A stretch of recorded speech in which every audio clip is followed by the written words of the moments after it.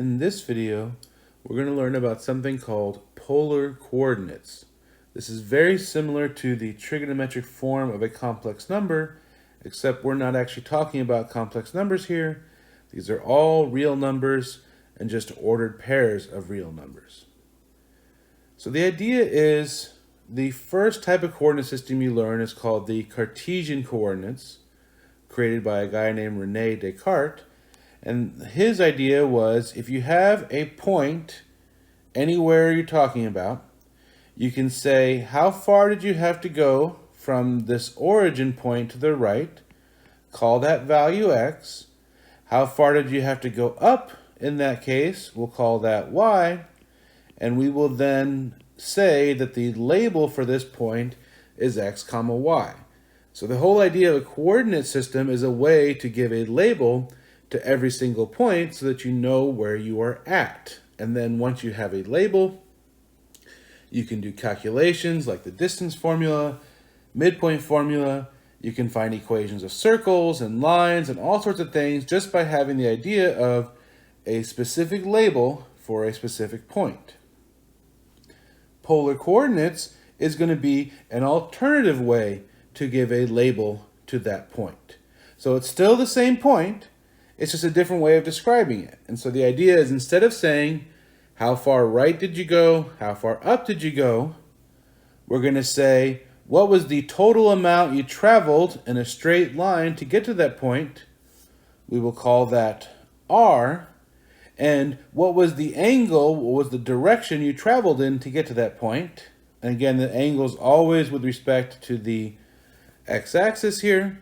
We will call that theta. And we will then label this point as r comma theta.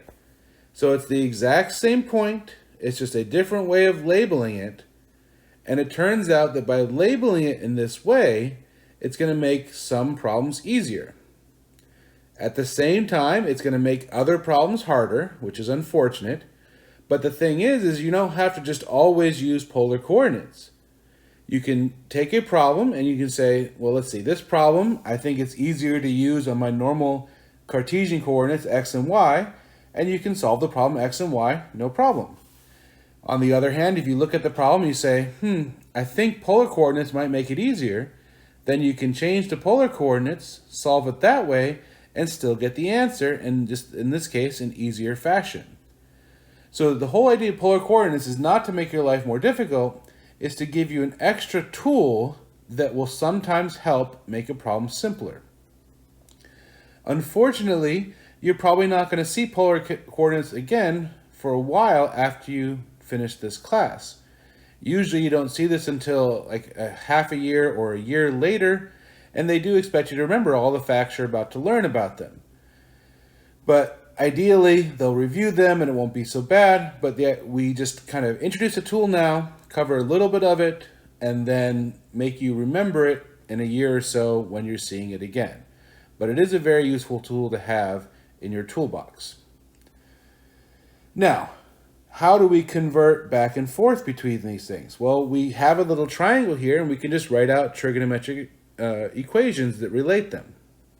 For example, if you want to find the value of r, you can do that using Pythagorean theorem, square root of x squared plus y squared.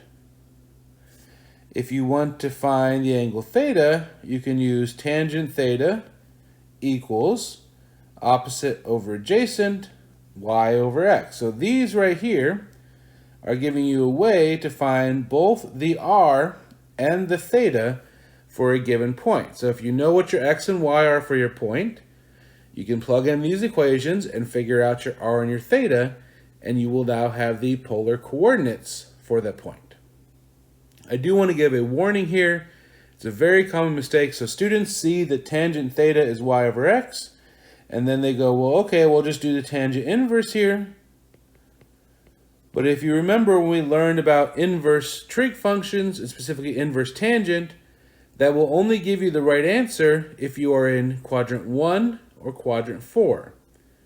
If you are in quadrant 2 or 3, just doing inverse tangent is not going to give you the right angle, And so I recommend trying to find the reference angle and then moving it to whatever quadrant you have. So just be careful with that when you're finding your theta.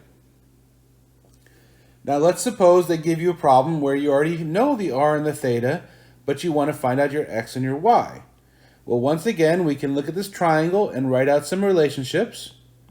Well, based on what we know about SOHCAHTOA, x can be found by taking r and multiplying by cosine of theta. So that will tell you your x value.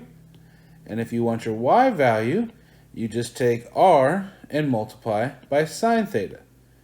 And so these are the two formulas that if you know r and you know theta, you can use to find x and y. So these formulas allow you to go back and forth between polar coordinates and rectangular coordinates. Now let's see some specific example. So the first one we see here is we have a point 3, 4, and we want to convert that point into polar. We're trying to get the polar version of it. So we will say r equals, we know our x and y are 3 and 4, so square root of 3 squared plus 4 squared, and that works out to be 5. So we now know that the r for my point is 5, and then we know tangent theta is y over x, which is 4 over 3, and if we then do tangent inverse, we will get 53.1 degrees. Notice that you can use degrees, you can use radians. Radians is the preferred way to write these down, but I'm not going to worry too much about that. Also notice that since we're in quadrant 1, we could just use inverse tangent, and that's already the right answer. If this had been in a different quadrant, we'd have to be more careful with that. And so that means my new point, well, really the same point, but my new way of writing it is 5, 53.1 degrees. And that is my polar coordinates for the rectangular coordinates 3, 4. Part B down here, it's talking about a point that's already written in in polar, which is 5, pi over 2. And now we want to convert that into rectangular or Cartesian coordinates.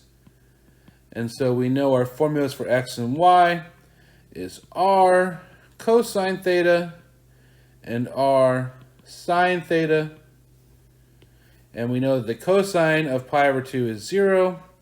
The sine of pi over 2 is 1, so 5 times 1 is 5. And that means the rectangular coordinates or the Cartesian coordinates for this point are 0, 5. So we can convert back and forth from points in polar or points in Cartesian using these same formulas.